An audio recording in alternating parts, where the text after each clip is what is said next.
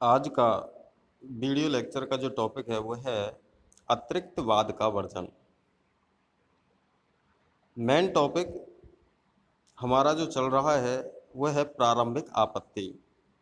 प्रतिवादी कहाँ पर प्रारंभिक आपत्ति उठा सकता है, तो उसका जो सब टॉपिक है वह अतिरिक्तवाद का वर्जन है, जो कि सिविल प्रक्रिया संहिता 1908 की धारा 12 के अंतर्गत कवर किया गया है। तो सामान्य नियम इसका देखते हैं हम कि अगर कोई व्यक्ति किसी मामले के संबंध में न्यायालय में दावा करता है और सीपीसी के प्रावधानों के अंतर्गत वह और आगे दावा करने से वर्जित किया गया है, तो ऐसी दशा में कोई अतिरिक्त दावा दायर नहीं किया जा सकेगा। तो बात यह है कि अगर सीपीसी के प्रावधानों के अंतर्गत, किसके अंतर्गत, सीपीसी के प्रावधानों के अंतर्गत किसी व्यक्ति को कोई दावा संस्थित करने से वर्जित किया गया है, तो वह ऐसी दशा में कोई अतिरिक्त दावा दायर नहीं कर सकेगा। और अगर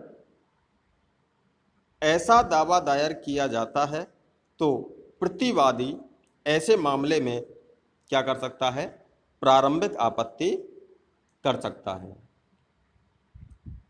तो कहने का मतलब यह है कि सीपीसी ने अगर वर्जित कर दिया है कि दावा दायर नहीं किया जाएगा अतिरिक्त, तो वादी अतिरिक्त दावा दायर नहीं कर सकता, और अगर कर भी दिया जाता है तो प्रतिवादी के द्वारा प्रारंभिक आपत्ति उठाई जा सकती है। धारा 12 के प्रावधानों, धारा 12 के उपयुक्त नियम का विश्लेषण सिविल प्रक्रिया संहिता 1908 के निम्न उपबंधों के प्रकाश में किया जा सकता है। तो कुछ इस संबंध में सीपीसी के अंतर्गत प्रावधान दिए गए हैं, जिनमें जो पहला प्रावधान है वह दिया हुआ है ऑर्डर अर्थात आदेश 2 का नियम 2। ये क्या कहता है?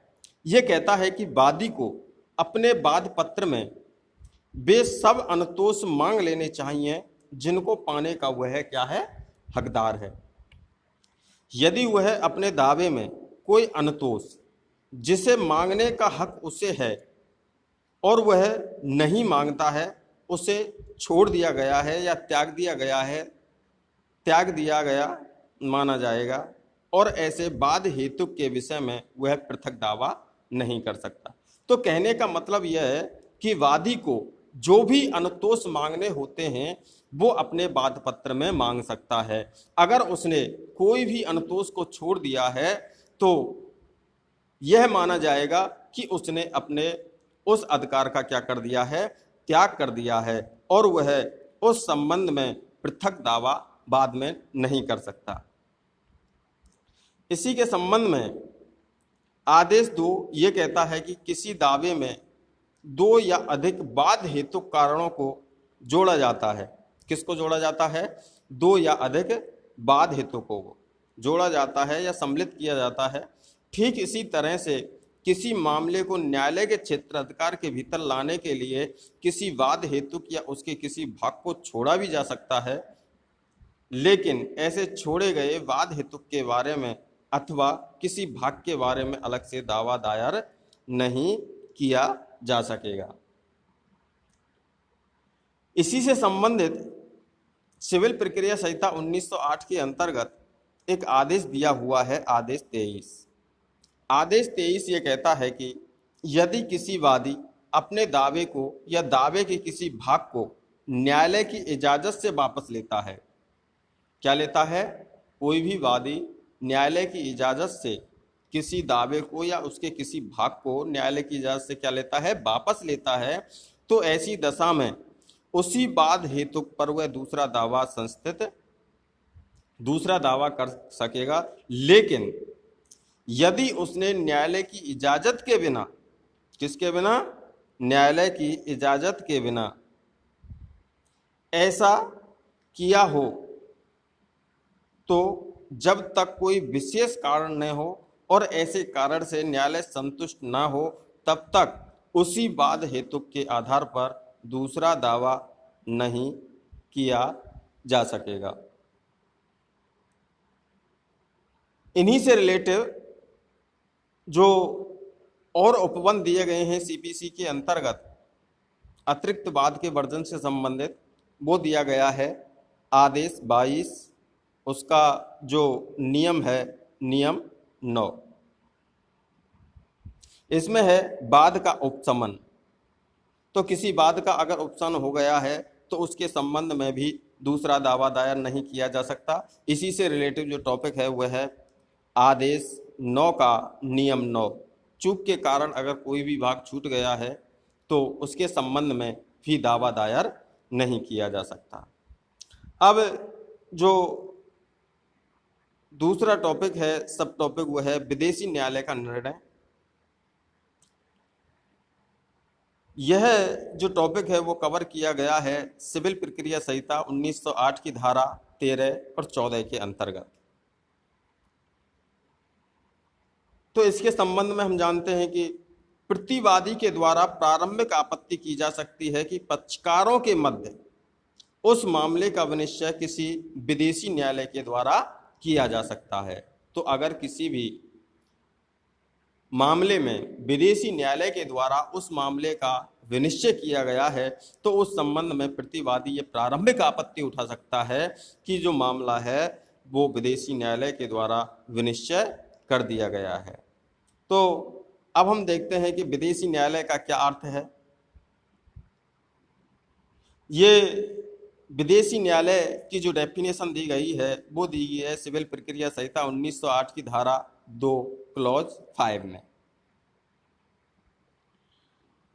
भारत राज्य क्षेत्र के बाहर कोई भी न्यायालय जो न तो भारत सरकार द्वारा स्थापित है, यहाँ ये देखने लायक चीज है कि ना तो भारत सरकार के द्वारा स्थापित है और ना ही भारत सरकार द्वारा नियंत्रित है, तो वो क्या कहलाता है, विदेशी न्यायालय कहलाता है। तो कहने का मतलब है कि ना तो वो भारत सरकार के द्वारा स्थापित किया गया है, ना ही भारत सरकार के द्वारा उस पर नियंत्रण है, तो वो क्या कहलाता है, विदेशी न्यायालय कहलाता है। इसके संबंध में सिविल प्रक्रिया संहिता की धारा 13 ये कहती है कि ऐसा विदेशी निर्णय जिसे किसी प्रश्न को प्रत्यक्ष रूप से निर्णित किया गया है, जिसने किसी प्रश्न को प्रत्यक्ष रूप से क्या किया है, निर्णित किया गया है या कर दिया गया है, उन्हीं पक्षों के मध्य अथवा उनके माध्यम से हित मांगने वालों के मध्य निश्चयात्मक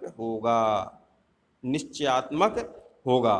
अर्थात विदेशी न्यायालय में दावा करने वाले पक्षकारों पर विदेशी न्यायालय का निर्णय कैसा होता है, आबद्धकारी होगा और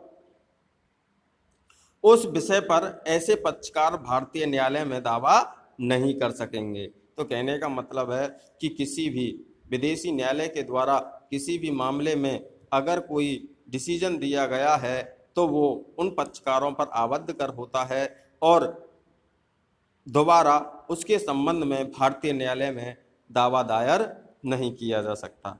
लेकिन कुछ ऐसी परिस्थिति हैं जिनमें विदेशी न्यायालय के द्वारा दिए गए निर्णय की वैधता को चुनौती दी जा सकती है। इस संबंध में धारा 13 क्या कहती है, धारा 13 कहती है कि जिस न्यायालय द्वारा निर्णय दिया गया है वह सक्षम क्षेत्राधिकार का न्यायालय नहीं था। तो कहने का मतलब यह है कि विदेशी न्यायालय के द्वारा जो निर्णय दिया गया है वो निश्चायक प्रकृति का होता है, लेकिन फिर भी उसको चुनौती दी जा सकती है भारतीय न्यायालय में। तो पहली जो चुनौती है वह है सक्षम क्षेत्राधिकार का न्यायालय नहीं था। कौन? विदेशी न्यायालय। अगर विदेशी न्यायालय ने भारतीय विधि के विरुद्ध कोई निर्णय दिया है तो उसको भी चुनौती दी जा सकती है। चाहे विदेशी न्यायालय ने अंतरराष्ट्रीय विधि के अनुसार अपना निर्णय दिया हो, लेकिन ऐसे निर्णय भारतीय विधि को अस्वीकार किया हो तो भी उसको चुनौती दी जा सकती है। विदेशी न्यायालय ने उस मामले की सुनवाई और निर्णय देने में प्राकृतिक न्याय के सिद्धांतों का क्या किया है, उल्लंघन किया है। तो भी चुनौती दी जा सकती है। अगर विदेशी न्यायालय का निर्णय कपट से प्राप्त किया गया है तो भी चुनौती दी जा सकती है। यहाँ पर कि यह मामले के गुण दोष के आधार पर ने दिया गया है तो विदेशी निर्णय की वैधता को क्या दी जा सकती है, चुनौती दी जा सकती है।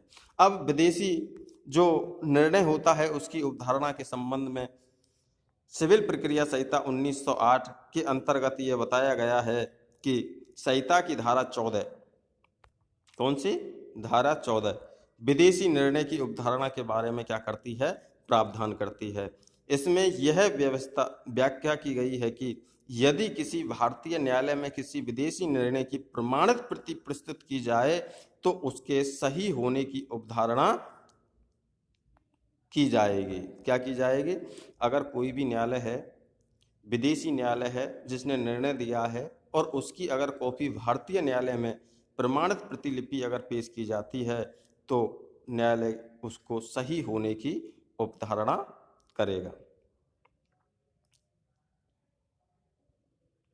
लेकिन इसके सही होने के बारे में आपत्ति करने वाला पक्षकार यह सिद्ध कर सकता है कि वह सही नहीं है, वह बिना क्षेत्राधिकार के दी गई है। तो आज के दो जो टॉपिक थे, अतिरिक्तवाद का वर्जन एवं विदेशी न्यायालय का निर्णय, इस आधार पर प्रतिवादी प्रारंभिक आपत्ति उठा सकता है कि उसके संबंध में, अतिरिक्तवाद के संबंध में वाद दायर नहीं किया जा सकता। और दूसरी आपत्ति ये उठा सकता है कि इस विषय पर, इसी विषय वस्तु पर, इसी पक्षकारों पर पहले किसी विदेशी न्यायालय के द्वारा निर्णय दिया गया है।